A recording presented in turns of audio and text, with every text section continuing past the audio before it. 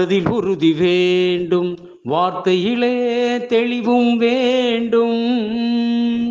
மனதில் உறுதி வேண்டும், வார்த்தையிலே தெளிவும் வேண்டும்.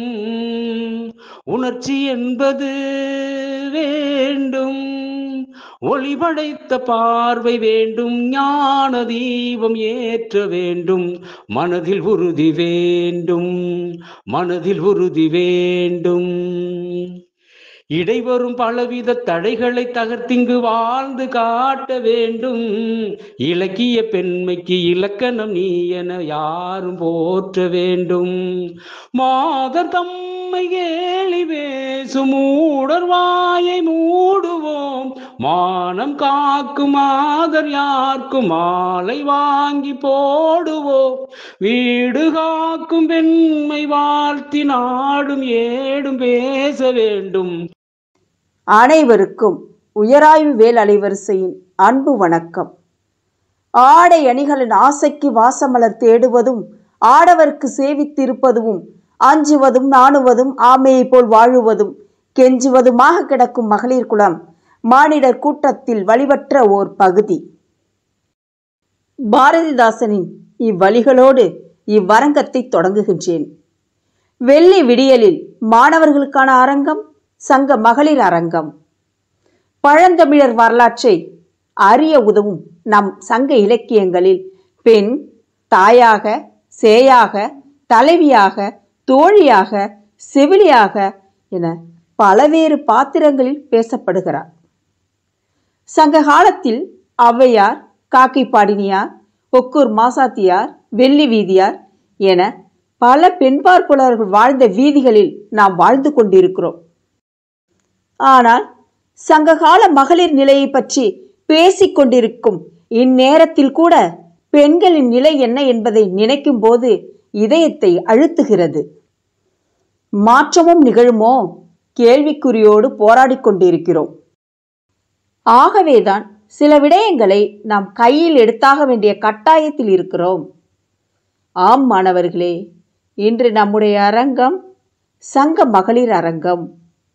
இவ்வரங்கத்திலே மண்மணக்கும் தமிழச்சி என்ற தலைப்பில் தஞ்சாவூர் சரபோஜி கல்லூரி தமிழ் உயராய்வுத்துறை பேராசிரியர் முனைவர் ப. ராஜமாணிக்கம் அவர்கள் நமக்கான நல்லதொரு உரையாற்ற இருக்கிறார். இவர் நல்ல பேச்சாளர், சமூக சிந்தனையாளர், பெண்ணிய சிந்தனை கொண்டவர். சமூக அக்கறையுடன் பல நல்ல செயல்களை செய்து வருகிறார். அவருக்கு நம் அலைவரிசையின் சார்பாக வணக்கத்தையும் நன்றியையும் தெரிவித்துக் கொள்வோம். இந்நிகழ்ச்சியில் என்னோடு பயணிக்கும் ஆன்றோர்கள், சான்றோர்கள், பயனர்கள் அனைவருக்கும் உயராய்வு வேல் அலைவரிசையின் கோடான கோடி நன்றி. உலகத்தமிழ் மாணவர்கள் அனைவருக்கும் அன்பு வணக்கம். வாருங்கள் உலகத்தமிழ் மாணவர்களே, சங்க நூல்களை வாசிப்போம். ஆண் வேறு பெண் வேறு அல்ல என்பதை உணர்வோம். மானிட சக்தியை போற்றுவோம். நாம் அனைவரும் தமிழால் இணைவோம். உங்களின் நான் முனைவர் சே. அஜிதா, துறை தலைவர், தமிழ் உயராய்வுத்துறை, திருவிக அரசு கலைக்கல்லூரி, திருவாரூர். நன்றி, வணக்கம். நடையும் நேர் கொண்ட பார்வையும் நிலத்தில் யாருக்கும் மஞ்சாத நெறிகளும் திமிர்ந்த ஞான செருக்கும் இருப்பதால் செம்மை மாதர் திரம்புவதில்லையாம்.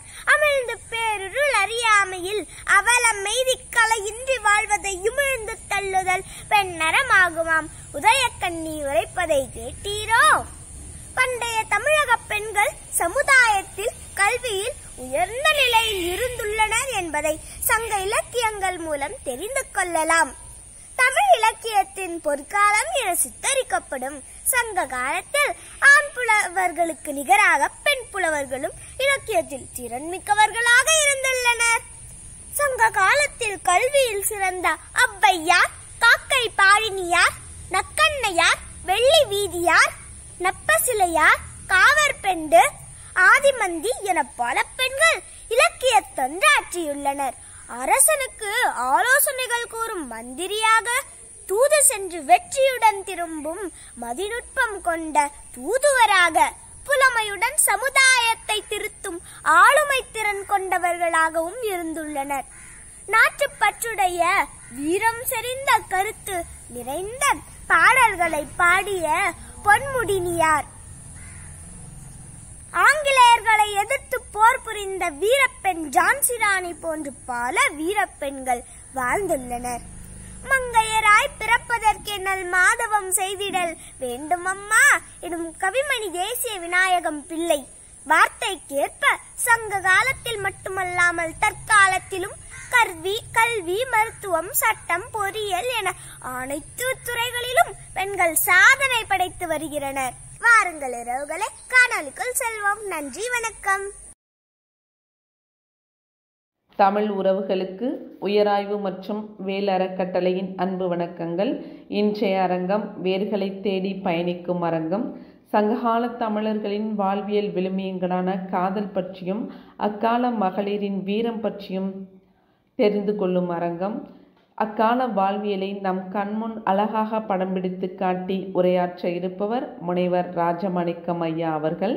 இவர்கள் மன்னர் சரபோஜி அரசு கலைக்கல்லூரி தமிழ் துறையில் உதவி பேராசிரியராக பணிபுரிந்து வருகிறார்கள். தேசிய மற்றும் பன்னாட்டு கருத்தரங்குகளில் 90க்கும் மேற்பட்ட கட்டுரைகளை வழங்கியுள்ளார்கள். 3 புத்தகங்களை வெளியிட்டுள்ளார்கள். இவர்களின் நெறிகாட்டுதலின் கீழ் 4 பேர் முனைவர் பட்டம் பெற்றுள்ளார்கள். எல்லோராலும் சிறந்த பண்பாளராக அறியப்படும் ஐயா அவர்களின் உரையை கேட்கலாம், வாருங்கள்.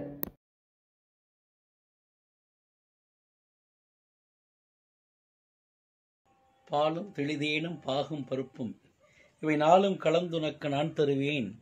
கோலம் செய் துங்க கரிமுகத்து தூமணியே, நீ எனக்கு சங்கத்தமிழ் 3ம் தா.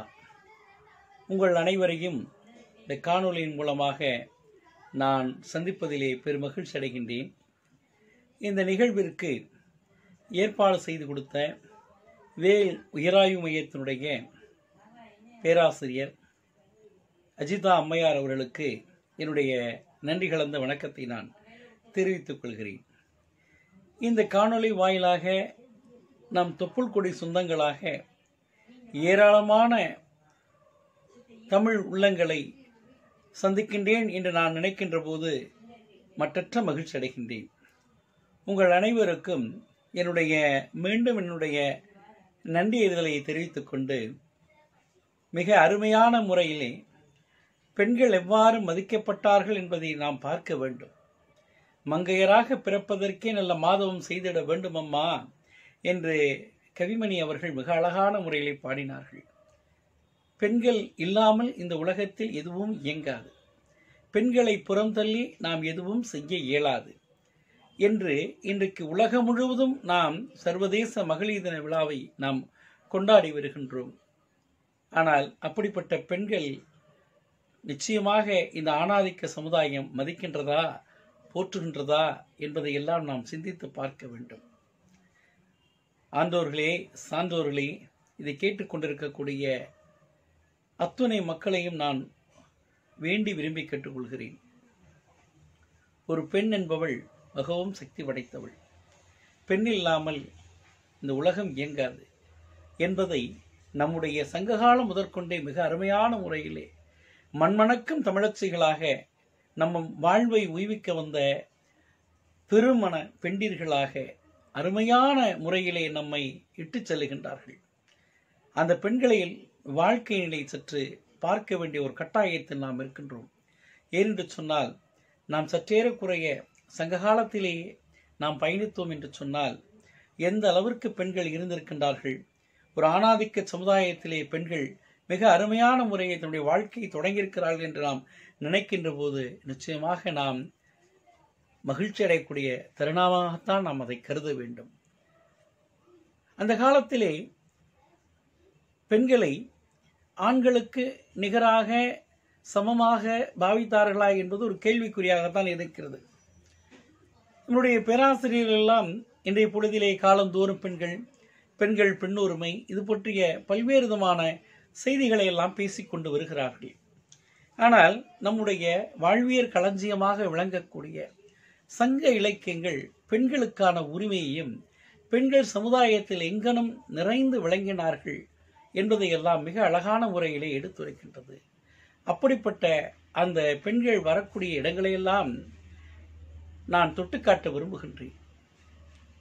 சங்க காலத்திலே பெண்கள் எப்படி ஆண்கள் எல்லாம் காதலையும் வீரத்தையும் தன்னுடைய இரு கண்களாக போற்றினார்களோ அதை போலவே பெண்களும் மிக அருமையான முறையிலே வீட்டிலே இருந்து வளர்க்கப்பட்டார்கள். ஆனால் என்ன செய்வது? இந்த காதல் என்ற ஒரு அன்பு மனம் மாறாத ஒரு நோய் இருக்கிறது. அது எந்த காலத்திலும் நமக்கு தொற்றி விடுகிறது. அருமையான ஒரு செய்தி. ஒரு தலைவனும் தலைவியும் சந்திக்கின்றார்கள். தனிவெளியிலே எதிர்படுகிறார்கள். எதிர்பட்டு பார்க்கின்ற பொழுது அவர்கள் எதுவும் பேசிக்கொள்ளவில்லை. மாறாக அவர்கள் இருவருடைய உள்ளங்களும் மாறி கலக்கின்றன. இதுதான் ஒரு தூய்மையான ஒரு காதலாக நாம் பார்க்க வேண்டிய ஒரு சூழலில் இருக்கின்றோம். இதை அருமையான முறையில் ஒரு கவிஞர் எடுத்துச் சொல்கிறார். யாயும் ஞாயும் யாராகியரோ எந்தையும் நுந்தையும் எம்முறை கேளிர் யானும் நீயும் எவ்வளை அரிதும் செம்புல பெயல் நீர் போல அன்புடைய நெஞ்சம்தாம் கலந்தனவே என்று சொல்லுகின்றார். இந்த பாடல் மிக அருமையான ஒரு விளக்கத்தை, ஒரு பின்புலத்தை உட்படுத்தி செல்கிறது. ஒரு ஆணும் பெண்ணும் தனிவெளியிலே எதிர்பட்டு சந்திக்கின்றார்கள். அப்போது அவர்கள் இருவருக்குள்ளே ஏற்படக்கூடிய ஒரு மனதிலே ஏற்படக்கூடிய ஒரு மனமாற்றம், மிக அருமையான அந்த மனமாற்றத்தை ஆசிரியர் பதிவு செய்கின்றார். உன்னுடைய தந்தையும் உன்னுடைய அம்மாவும் என்னுடைய அம்மாவும் உறவினர்களா? இல்லையே. உன்னுடைய தந்தையும் என்னுடைய தந்தையும் எவ்வகையிலும் தொடர்புடையவர்களா, உறவுமுடையவர்களா? இல்லையே. இல்லை. நாம் இதற்கு முன்பு நாம் ஒருவரை ஒருவர் நாம் சந்தித்திருக்கின்றோமா? சந்திக்கவில்லையே. இப்பொழுதுதானே நாம் சந்தித்தோம்.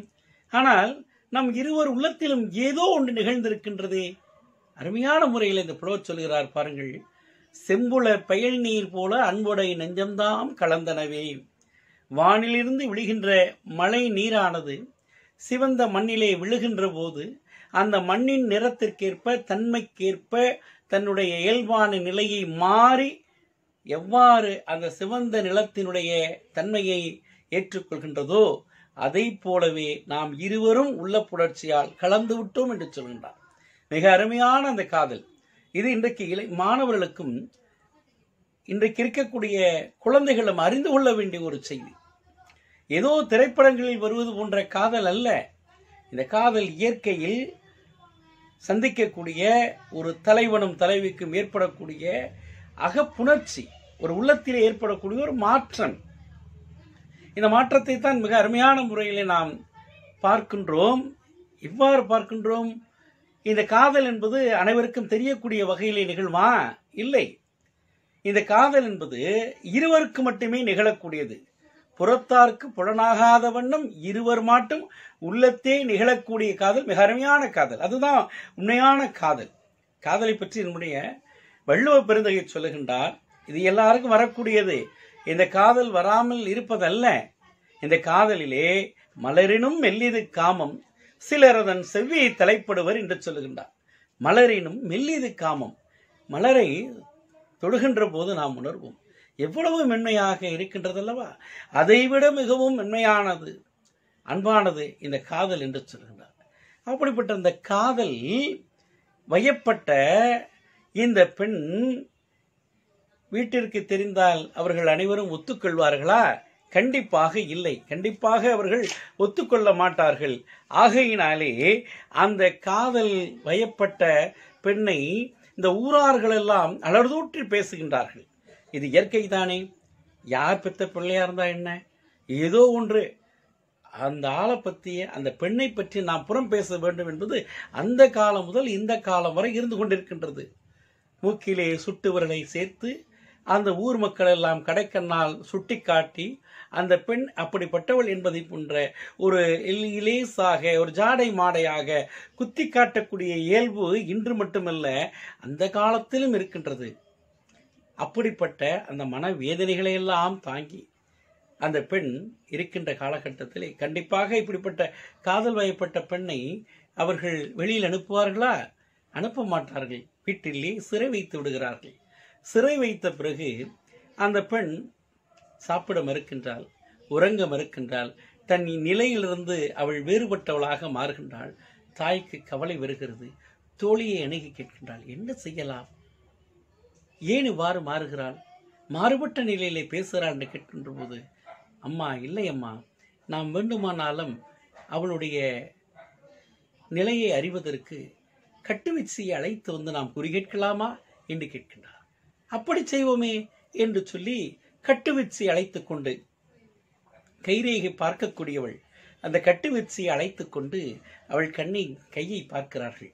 கையை பார்த்தபோது அந்த தலைவன் இருக்கக்கூடிய ஊரினை அவள் சொல்லுகின்றாள். இதை கேட்ட மாத்திரத்தில் தலைவருடைய முகத்தில் ஒரு பிரகாசம், கண்களில் ஒரு ஒளி பலேன்னு வருது.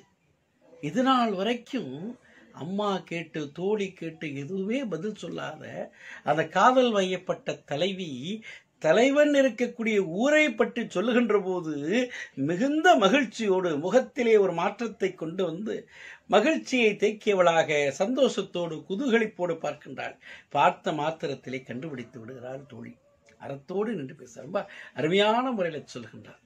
அந்த கட்டுவிச்சியை பார்த்து சொல்றா, கட்டுவிச்சியே நீ இன்னும் பாடு, அந்த தலைவன் இருக்கக்கூடிய நாட்டை பற்றி இன்னும் பாடு, என் தலைவி சந்தோஷமா இருப்பான், குறிப்பான உணர்த்துகிறான். அதுதான் உண்மையான ஒரு தோழி. இந்த காதலுக்கு நல்ல அருமையான முறையில் உண்மையான காதலுக்கு துணை போகக்கூடிய ஒரு தோழியாக அங்கு காட்டப்படுகின்றாள். அகவன் மகளே மணவுக்கோப்பண்ண நன்னடம் கூந்தல் இன்னும் பாடுக பாட்டே, அவர் நன்னடம் குன்றம் பாடுக பாட்டே. ரொம்ப அருமையான முறை சொல்றார். அகவன் மகளே பாடுக பாட்டே, இன்னும் பாடுக பாட்டே, அவர் நன்னடம் குன்றம் பாடுக பாட்டே.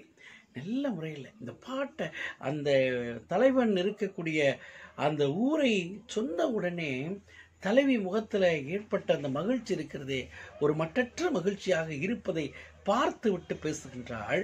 இப்படி அந்த பெண் எப்படி இருக்கிறாள்? இந்த குலசேகர ஆழ்வார் சொல்வார் பாருங்க, அருமையான, கொண்டானை அல்லால் அறியா குலமகள் போல.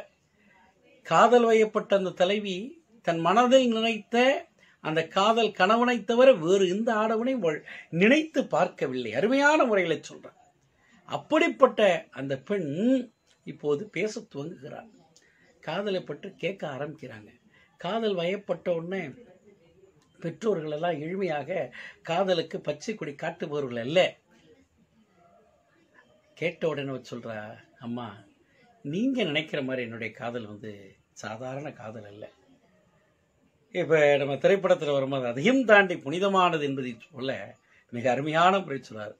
ஆண்டோர்களே, சான்றோர்களே, இதை கேட்டுக்கொண்டிருக்கக்கூடிய தமிழ் உள்ளம் கொண்டவர்களே, இதைத்தான் உடைய சங்ககால புலவர்கள் மிக அருமையான முறையிலே அந்த மரபையும் கற்பையும் காத்து பேச இருக்கின்றார்கள்.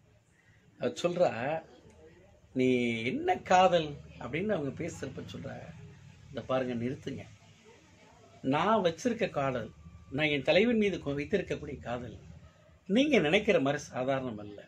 இயற்கையை தொட்டுக்காட்டி பேசுகின்றாள். நிலத்தினும் பெரிதன்றே, நிலத்தினும் பெரிதே, வானினும் உயர்ந்தன்று, நீரினும் மாறளவின்றே சாரல், கருங்கோர் குறிஞ்சி பூக்கொண்டு பெருந்தே நிலைக்கும் நாடனுடன் நட்பே என்று சொல்கின்றார். நிலத்தை காட்டிலும் அகலமானது என்னுடைய காதல், வானை காட்டிலும் மிகவும் உயர்ந்தது என்னுடைய காதல், நீர்நிலையை காட்டிலும் இந்த கடலினுடைய ஆழத்தை காட்டினுடைய காதல் ஆழமானது என்று சொல்லுகிறார்.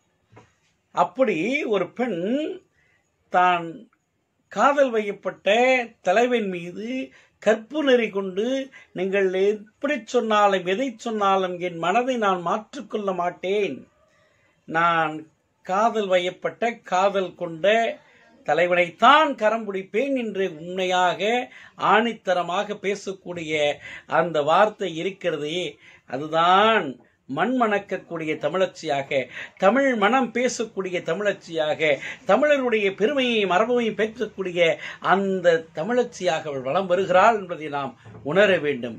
இப்படிப்பட்ட மிக அருமையான முறையிலே அந்த பெண் தன்னுடைய காதல் நெறியினை எடுத்து சொல்லக்கூடிய பாங்கு இருக்கிறது, அருமையான பாங்கு.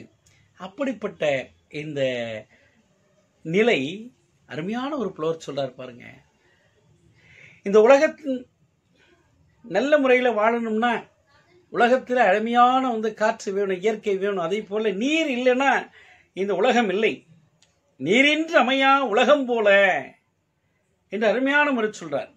அவனை இல்லாம நான் இல்லைங்க, அவன் தாங்க என்னுடைய கணவன், நான் கட்டக்கூடிய கொழுநன் காதல் கணவன் அவள்தான் என்று அடித்து பேசக்கூடிய ஒரு நிறையை நாம் பார்க்கின்றோம். இப்படி எல்லாம் அந்த பெண்ணை ஒரு வழியா திருமணம் ஆயிடுச்சு. திருமணம் ஆன பிறகு அவள் அருமையான முறையிலே அவனுடைய வாழ்க்கையிலே இன்ப துன்பங்களை எல்லாம் பங்கெடுத்து கொண்டு அந்த சங்க இலக்கியத்திலே வரக்கூடிய பெண்ணானவள் குடும்பம் நடத்தி கொண்டிருக்கின்றாள். அப்படி அன்பினை சிறந்து கைபிடித்து வாழக்கூடிய அந்த பெண் தன் கணவன் மீது கொண்டிருக்கக்கூடிய ஆழமான அன்பினை வெளிப்படுத்துகிறாள். ஒரு சந்தர்ப்பத்திலே எப்படி வெளிப்படுத்துகிறாள் தெரியுமா? இன்னைக்கு எல்லா பெண்களும் இன்னைக்கு உணரணும், இன்னைக்கு இருக்கக்கூடிய அனைத்து பெண்களும் உணரணும். அதாவது கல்லானாலும் கணவன், புல்லானாலும் புருஷன்.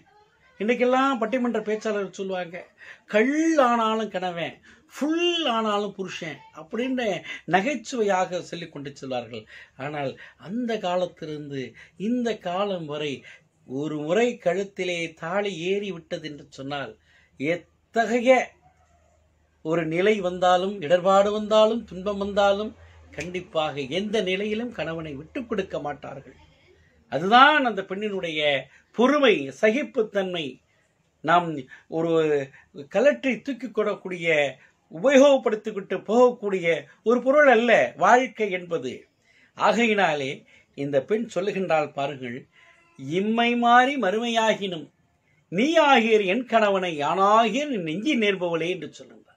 இம்மை மாறி மறுமையாகின, அப்பா நீ இந்த ஜென்மத்தில் மாத்திரம் இல்லை, இனி வரக்கூடிய தொடர்ந்து வரக்கூடிய அநேக ஜென்மங்கள், நாம் சொல்லுவோம் 7 பிறவி என்று சொல்லுகின்றோம்.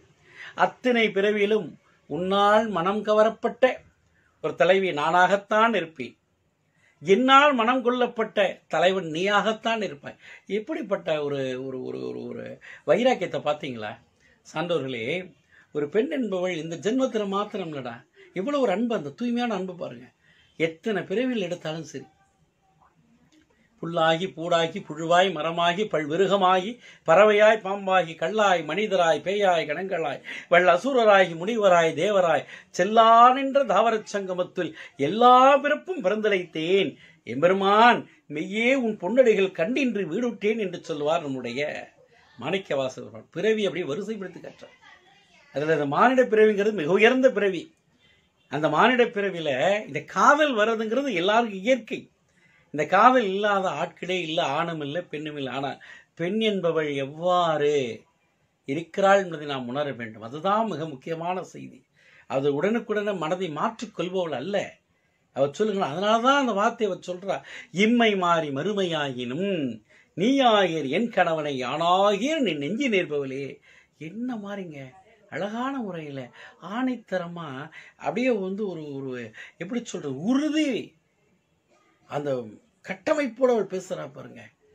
இந்த பார்ப்பா, இதுதான் வாழ்க்கை, இந்த ஜென்மத்தில் மாத்திரம் இல்லை, இனி தொடர்ந்து வரக்கூடிய இத்தனை பிறவிகள் எடுத்தாலும் நான் தான் உன்னுடைய மனைவி, காதல் மனைவி, என்னால் மனம் கொள்ளப்பட்ட காதல் கணவன் நீதான் என்று சொல்லக்கூடிய அளவிற்கு அவள் இருக்கிறாள் என்று சொன்னால் எப்படிப்பட்ட உள்ளம் படைத்தவளாக அவள் இருக்கிறாள் என்பதை நாம் பார்க்க வேண்டும். இப்படிப்பட்ட அந்த பெண் அவள் என்ன செய்கிறா அப்படின்னு சொன்னா, கணவனுக்கு சமைச்செல்லாம் போடணும்ல, சமைக்கிறதுக்கு போகிறாள். நல்லா வாழ்ந்த பெண்ணு, வசதியாக அம்மா வளர்த்துட்டாங்க. அருமையாக அந்த பெண்ணை ஒரு செல்வ செழிப்போட அடுக்களை பக்கம் போகாமல் அப்படி வளர்த்துட்டாங்க. இருந்தாலும் கட்டின பிறகு எத்தனை பொறுப்புகளை அவள் எதிர்கொள்கின்றாள், எத்தனை சோதனைகளை அவள் எதிர்கொள்கின்றாள். கட்டிய கணவன் வீட்டில் ஏதாவது சொல்லிவிடுவார்களோ என்ற ஒரு எண்ணம் எல்லா பெண்களுக்கும் வருமல்லவா? அதை போலவே அந்த சோதனையும் இவளுக்கு வருகிறது. ஆகையினாலே அடுக்கலையில் புகுந்து கணவனுக்காக அருமையான ஒரு மோர்க்குழம்பை அவள் சமைக்கின்றாள். இந்த மோர்க்குழம்பு அவை பேர்பட்ட பெண்ணுங்கிறத அருமையான முறையில் எழுதுற. முற்றி பாகம் பட்ட அந்த தயிர் அப்படி பிசைகிறா பாருங்க, அப்படியே மென்மையான காந்தல் மலர்கள் போன்று இருக்கக்கூடிய இந்த விரல்கள் எல்லாம் நோகின்றனவா. எப்படி சொன்னாங்க அப்படின்னா பாருங்க, எந்த வேலையும் செய்யாத பெண், அப்படி அந்த பெண் முற்றி பாகம்பட்ட தயிரை பிசைந்து மோர்க்குழம்பாக ஆக்கி கணவனுக்கு உண்ண கொடுக்கின்றார். அவ சாதாரண ஆடையெல்லாம் எடுத்துட்டு போற, நல்ல புத்தம் புதிய ஆடையோட சமையக்கட்டில் போறா. அந்த தயிரை பிசைஞ்சு அந்த வானிலையில போட்டு அதை அப்படியே தாளிக்கிறா. அப்படி தாளிக்கின்ற போது அந்த கண்கள்லேருந்து புகைப்பட்டு கண்ணில் கரகரன்னு வருது. இடையில கழுவவும் தண்ணியை கூட, அந்த பிசைஞ்ச கையை கூட தண்ணி ஊற்றி கழுவாமல் எங்கேயோ நம்ம பதம் கெட்டு போயிருப்போன்னு சொல்லிட்டு தன்னுடைய விழுந்த அந்த மேனியிலிருந்து இடையில் விழுந்த துணியை கூட அதே கைகளினால் எடுத்து சொல்கின்றார். அவருடைய நோக்கம் எதுவாக இருக்கிறது? நான் சமைக்கின்ற உணவு மிக அருமையாக இருக்க வேண்டும், என்னுடைய காதல் கணவன் மிகுந்த ருசித்து சுவைத்து சாப்பிட வேண்டும் என்ற ஒரு எண்ணத்தை தவிர ஒரு எந்த எண்ணமும் அவரிடம் இல்லை. அருமையா முறையை சொல்றார் பாருங்க. முழிதையீர் பிசைந்த காந்தன் மெல்வுரன் கழிவுறு கலிங்கம் களாது உடி குவளை உண்கண் குய்ப்புகை கழும தான் உளந்தட்ட தீம்புளிப்பாகர் இனிதன உண்டலின் மகிழ்ந்தன்று உண்ணுதன் முகனை என்ன மாதிரி முறை சொல்றாங்க. சந்தோஷத்தோட இந்த பெண்கள் சந்தோஷத்தோட அந்த தூணை பிடிச்சி நின்று கேட்பாங்க. இன்னைக்கு வரமாட்டாங்க, இன்னைக்கு உட்கார மாட்டாங்க. அதுதான் பெண்களுடைய பண்பாடு, நாகர். எத்தனை படித்த பெண்களாக இருந்தாலும் சரி, புகுந்த வீட்டுக்கு வந்துட்டாங்கன்னு சொன்னா இன்னைக்கு அந்த கணவன் குடும்பத்தாருக்கு மரியாதை செய்து கொண்டிருக்கின்றார்கள். இதை நாம் உணர வேண்டும். கண்டிப்பாக இந்த குழந்தைகளுக்கெல்லாம் நாம் இதை கற்றுத்தர வேண்டும். இப்படியாக அவருடைய வாழ்க்கையானது அப்படி தொடர்கிறது. அப்படி வாழ்க்கை தொடர்ந்து வரக்கூடிய காலகட்டத்திலே முதுமையும் வருகிறது. அப்படி முதுமையும் வருகின்ற அந்த காலகட்டத்திலே அவள் சொல்லுகின்றாள், அருமையான முறையில் சொல்லுகின்றாள், கடமையை பற்றி சொல்லுகின்றாள். எப்படிப்பட்ட ஒரு கடமை! எப்படி கொஞ்சம் கொஞ்சமாக அந்த பெண் வாழ்க்கையின் படிநிலைகளில் நின்று கொண்டு உச்சாணை கிளையில் ஒவ்வொரு நிலைகளிலும் அவள் அறிவை தக்க அறிவை பெற்றுக்கொண்டு போகின்ற போது அவள் சொல்லுகின்றாள், இப்பொழுது அவள் சமுதாயத்திலும் அக்கறை கொண்டவளாக காணப்படுகிறாள். வீட்டின்பத்திலே இருந்தால் இப்போது நாட்டின்பத்தை அவர் பார்க்க தொடங்கிவிட்டாள். அதிலும் எங்களுக்கு பங்குண்டிருந்து ஆணாதிக்க சமுதாயமாக இருந்தாலும் பெண்களுக்கும் அதிலே பங்குண்டு என்பதை மிக அருமையான முறையிலே நிரூபிக்கின்றாள். எப்படி நிரூபிக்கின்றாள்? பெற்றுக் கொடுப்பது என்னுடைய கடமை. அதை நல்ல அறிவாளியாக மாற்றக்கூடிய கடமை, வீரனாக மாற்றக்கூடிய கடமை தந்தைக்கு இருக்கிறது. அதற்கு நல்ல போர் பயிற்சியை அளிப்பவன் மன்னனுக்குடைய கடமை. நல்ல ஒரு கூர்மையான வேள் படையை செய்து கொடுப்பது கொல்லனுடைய கடமை. எல்லாவற்றையும் பெற்ற அந்த ஆண்மகன் வீட்டில் இருப்பதற்காக அல்ல, போர்க்களத்திலே தன்னை கொல்ல துணிகின்ற அந்த சீரக்கூடிய வாள்களின் ஓசைகளிலிருந்தும் குதிரைகளினுடைய குளம்படி ஓசைகளிலிருந்தும் தாங்கி வரக்கூடிய அம்புகளை எல்லாம் எதிர்கொண்டு தன்னை நேருக்கு நேராக தாக்க வருகின்ற கொல்ல வருகின்ற யானையை கொல்லக்கூடிய அளவிற்கு அவன் கையிலே அந்த கூர்மையான வேள்படையை தாங்கி செல்ல வேண்டும் என்று அவள் சொல்லுகின்றான். ஈன்று புறந்தருதல் எந்தலை கடனி, சான்றோ நாக்குதல் தந்தைக்கு கடனி, வேள் வடித்து கொடுத்தல் கொல்லருக்கு கடனி, நன்னடை நல்கள் வேந்தற்கு கடனி, ஒளிர்வாள் அருஞ்சமம் உருக்கி களிர் இருந்து பெயர்தல் காளைக்கு கடனே என்று சொல்லுகின்றார். அப்படி ஒரு பட்டியல் போட்டு தரா பாருங்க. அருமையான முறையில் பட்டியல் போட்டு தர்றா. எப்பா, எல்லாருக்கும் என்னுடைய கடமை இருக்கு, இந்த கடமையை நீங்க செய்யுங்க, இந்த சமுதாயம் நல்லா இருக்குங்கிறத இந்த பெண் அருமையான முறையில் சொல்லி தராங்க. நீங்க நம்ம எல்லாம் சொல்லிட்டு இருக்கோம் பெண் புத்தி பின்புத்தின்னு, அதெல்லாம் கிடையாது. பெண் புத்தி பின்புத்தி எல்லாம் கிடையாது. பின்னால் வருவதை யோசித்து மிக அருமையான முறையில் திட்டமிடக்கூடிய ஒரு அனுபவசாலி தீர்க்க தெரிந்துதான் பெண் என்பதை நாம் ஒற்றுக்கொள்ள வேண்டும். ஆண்களுக்கு இன்னைக்கு இது ஹார்ட் அட்டாக் வருதா? நல்லா நினைச்சு பாருங்க. ஆண்களுக்கு தான் அதிகமாக வருது. ஆனால் நியாயமாக யாருக்கு வரணும் தெரியுமா? பெண்களுக்கு தான் ஹார்ட் அட்டாக் வரணும். கட்டி கொடுத்துட்றோம், கணவன் வீட்டுக்கு வந்துடுறான் பொண்ணு, ஒரு 2 வருஷம் வெளியில் கடத்தலுக்கு அதுக்குன்னு அழைச்சிட்டு போயிட்டு வந்துடுறான். அதுக்கப்புறம் வீட்டில் சிறை வச்சு போடுறான். எல்லா துன்பங்களையும் அவள் ஏற்றுக்கொள்கின்றான். நம்ம நல்லா கட்டமைப்பை செஞ்சு வச்சிருக்கோம். பெண்களுக்கு தெரியுமா என்னென்ன கட்டமைப்புகள் கொடுத்துருக்கோம் தெரியுமா? அதாவது உத்தியோகம் புருஷ லட்சணம். யாருக்கு? ஆணுக்கு. அதாவது அவர் சொல்றாரு பாருங்க, அருமையானது. வாணுதல் அந்த அறிவை என்று சொல்லக்கூடிய மகளிர் ஆடவருக்கு உயிரே என்று சொல்லுகின்றார். அதாவது அந்த சம்பாதிக்கக்கூடியது கணவனுடைய கடமை. அந்த சம்பாதிக்கக்கூடிய கணவனுக்கு உயிராக இருக்கக்கூடியவள் அந்த வீட்டில் இருக்கக்கூடிய பெண் என்று சொல்கின்றார். அருமையான முறையில் இந்த ஒரு கட்டமைப்பை நாம் செதுக்கி வைத்திருக்கின்றோம். ஆனால் கணவன் எல்லாவற்றையும் இழந்து உள்ளத்தாலும் அறிவாலும் உடலாலும் பொருளாலும் இழந்து வருகின்ற போது அவனை தேற்றக்கூடியவளாக, ஆறுதல் சொல்லக்கூடிய மதியுகி மந்திரியாக, நண்பனாக, சேவகனாக, தாயாக, பல நிலைகளில் இன்று பேசக்கூடியவள் தான் பெண். இதை நாம் ஒருபோதும் மறக்கக்கூடாது. நண்பர்களே, சான்றோர்களே, இதை கேட்டுக்கொண்டிருக்கக்கூடிய உலகத் தமிழர்களே, நிச்சயமாக நாம் உணர வேண்டும். ஒரு பெண்ணை நாம் எவ்வளவு சிறப்பாக வைத்திருக்கின்றோமோ அந்த அளவிற்கு நம்முடைய இல்லந்தோறும் மகிழ்ச்சி ஏற்படும் என்பதை இக்கணத்திலே நீங்கள் உணர வேண்டும். இப்படி வளரக்கூடிய அந்த பெண்ணானவள் மிக அருமையான முறையிலே அந்த கடமைகளை எல்லாம் சொல்லிவிட்டு வருகின்ற அந்த காலகட்டத்திலே அவள் சொல்லுகின்றார், பையன் வளர்ந்துட்டான், அருமையா வளர்ந்துட்டான். அந்த பையனை பத்தி அவர்கள் கேட்கின்ற போது சொல்கிறார்கள், இன்னைக்கு நம்ம வீட்டு பையனெல்லாம் பத்தி கேட்டோம்னா அந்த பையன் எங்க போயிருக்கான்னு தெரியல, காலையில போனவன் இன்னும் வரல, கிரிக்கெட்டை விளையாடிட்டு போறேன்னு சொன்னா இன்னும் வரலன்னு நம்ம சொல்லுவோம்.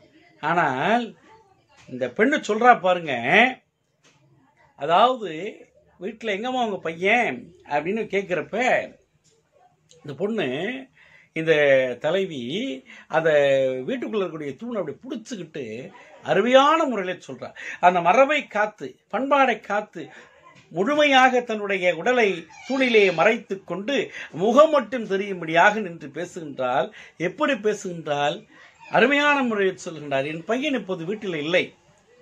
ஒருவேளை அவன் வீட்டில் இல்லை என்று சொன்னால் அவன் அடுத்து தோன்றக்கூடிய இடம் எங்க இருக்கு தெரியுமா?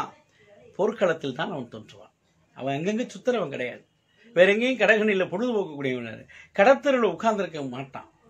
சிற்றில் நற்றோன் பற்றி நின் மகன் யாண்டுளன் என வினவுதீராயின் என் மகன் யாண்டுளன் நாயின் அறியேன், புலி கிடந்து போகிய கல்லலை போல ஈன்ற வயிறோ இதுவே தோன்றுவன் மாதோ போர்க்களத்தானே என்று சொல்லுகின்றார்.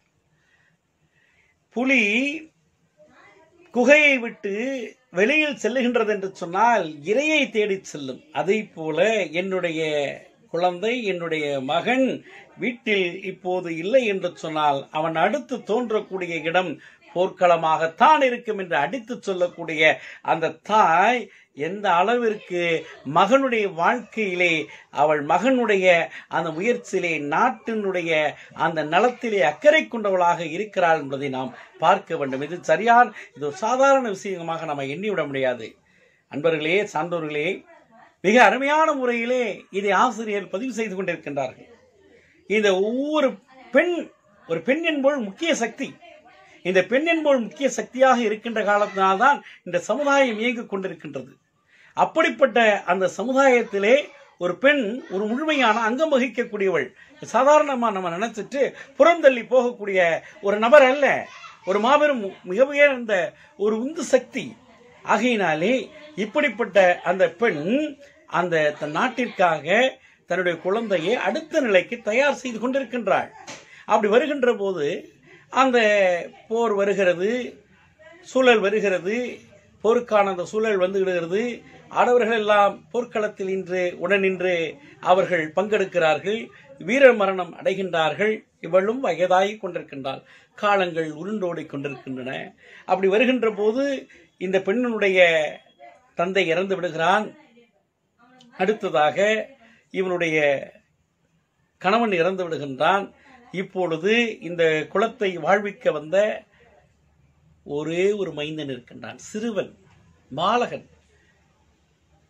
ஆனால் 2 நாட்களுக்கு முன்பாக ஒவ்வொருவராக அந்த குடும்பத்திலே மடிந்து விட்டார்கள்.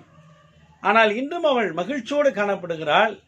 இந்த போர் பறையை கேட்டுவிட்டு மிகுந்த மகிழ்ச்சியோடு தன்னுடைய குழந்தையினுடைய அந்த மொட்டை அடிக்கப்படாது, இன்னும் கோயில் கூட போய் மொட்டை அடிக்கல, அப்படிப்பட்ட அந்த பையனுக்கு எண்ணெயை தடவி நல்ல விளவிலேன்னு ஆடையை உடுத்தி கையில ஒரு கூர்மையான வேலை கொடுத்து நெத்தியில பட்டையை போட்டு போருக்கு போ அப்படின்னு அந்த ஜெயகோஷமிட்டு அனுப்புகிறாளே. அப்படி என்று சொன்னால் அந்த பெண் எத்தகைய தியாகம் உள்ளவும் கொண்டவளாக இருப்பாள். நன்றாக யோசியுங்கள் நண்பர்களே, ஆண்டோர்களே. இன்றும் செருப்பறை கேட்டு விருப்புற்று மயங்கி வேல் கை கொடுத்து விழிது விரித்து உடுகி ஒரு மகன் அல்லது இல்லோள் பாருமயிர் குடுவி எண்ணெய் நீவி போருக்கு செல்கன விடுமே என்று சொல்கின்றார். அருமையான இன்றும் செருப்பறை கேட்டு விருப்புற்று மயங்கி. இன்னைக்கு இந்த போர் பறை ஒழிக்கின்றது.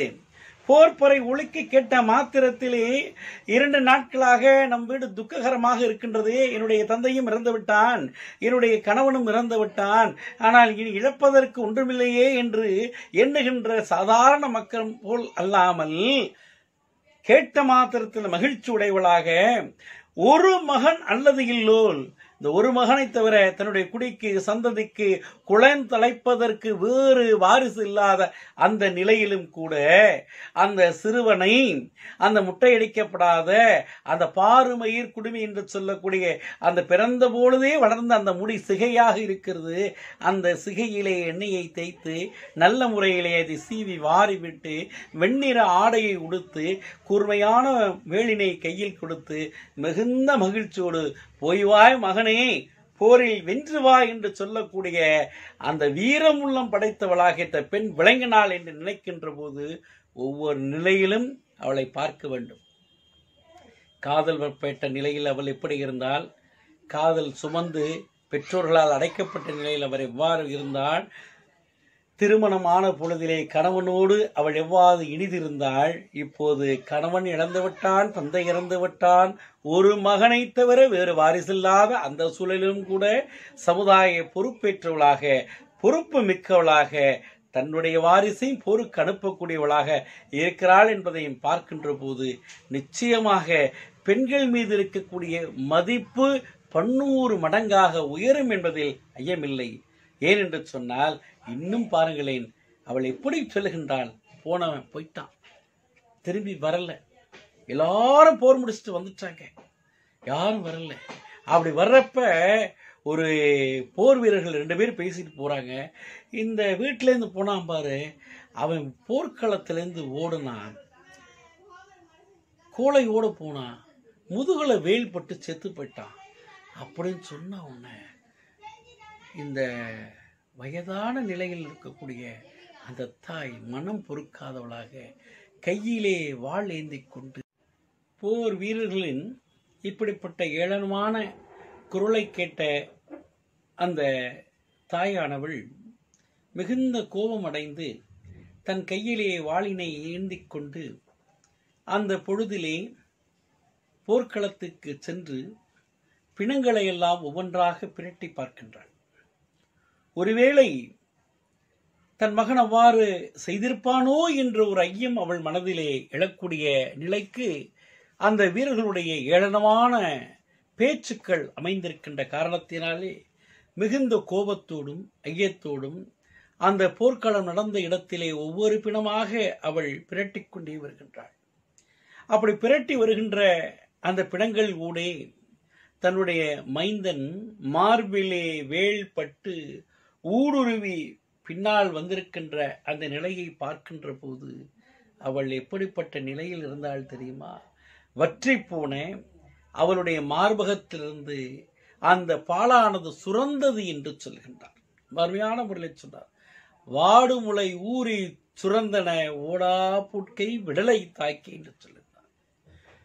ஒரு தாய், ஒரு பெண் சிறுமியாக இருக்கின்ற போதும், அவள் வளர்ந்த நிலையில் இருக்கின்ற போதும், அவள் திருமணம் ஆன பிறகும், குழந்தைகளை பெற்ற பிறகும், வயதான நிலையில் இருக்கின்ற போதும், ஒவ்வொரு நிலைகளிலும் அவள் பொறுப்பு மிகுந்தவளாக இருக்கிறாள் என்பதை இந்த சங்க இலக்கிய பதிவுகள் நமக்கு உணர்த்துகின்றன. இப்படிப்பட்ட ஒரு நிலை, வாடுமுளை ஊறி சுரந்தன ஓடா பூட்கை விடலை தாக்கி என்று சொல்கின்றார். அதாவது வள்ளுவர் சொல்லுகின்றது போல அந்த ஈண்ட ஞாண்டினும் தான் குழந்தையை பெற்ற காட்டிலும் சான்றோன் என கேட்ட தாய் என்று சொல்லவில்லை. அதே போல ஈன்ற ஞாண்டினும் பெரிது வந்த நிலையே என்று சொல்கின்றார்.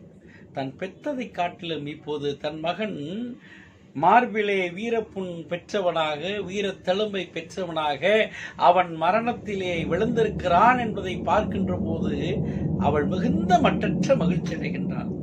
ஆகையினாலே ஒரு பெண் என்பவள் ஒரு சாதாரண நிலையில் இருப்பதாக நாம் நினைக்க வேண்டாம். ஒரு பெண் ஒவ்வொரு நிலையிலும் தன்னை வெளிப்படுத்திக் கொள்பவளாக தன் ஆற்றலை நிரூபிக்கக்கூடிய வகையிலே அவள் விளங்குகிறாள் என்பதை மண்மணக்கும் தமிழச்சி ஆக அவள் விளங்குகிறாள். மண்ணினுடைய பாரம்பரியத்துடைய பெருமையை பேசுபவளாக, பாரம்பரிய சின்னமாக, அன்றிலிருந்து இன்று வரை நாங்கள் தான் எல்லாவற்றிலும் ஆணுக்கு இளைப்பிள்ளை கும்மியடி என்று பாரதி சொல்வானே, அதை போன்று மிக அருமையான முறையிலே ஆணுக்கு சமமாக அவள் ஆற்றலிலும் அரசியலிலும் வீரத்திலும் எல்லாவற்றிலும் பங்கெடுக்கக்கூடியவளாக இருக்கிறாள் என்பதை எனக்கு அளிக்கப்பட்ட அந்த குறைவான நேரத்திலே உங்களோடு பகிர்ந்து கொண்டதை நான் நினைக்கின்ற போது மிகுந்த மற்றற்ற மகிழ்ச்சி அடைகின்றேன். ஆகையினாலே ஆண்டோர்களே, சான்றோர்களே, என் உரையை கேட்டுக்கொண்டிருக்கக்கூடிய பெரியோர்களே, உலகெங்கும் இருக்கக்கூடிய தமிழர் வாழ் சொந்தங்களே, நாம் நன்றாக உணர வேண்டும். பெண் என்பவள் பேதமைக்குரியவள் அல்ல, எள்ளி நகையாடக்கூடியவள் அல்ல, பிள்ளை பெறும் எந்திரம் அல்ல, ஏதோ அடுக்கலைக்கு செய்யக்கூடிய ஒரு போக பொருளும் அல்ல.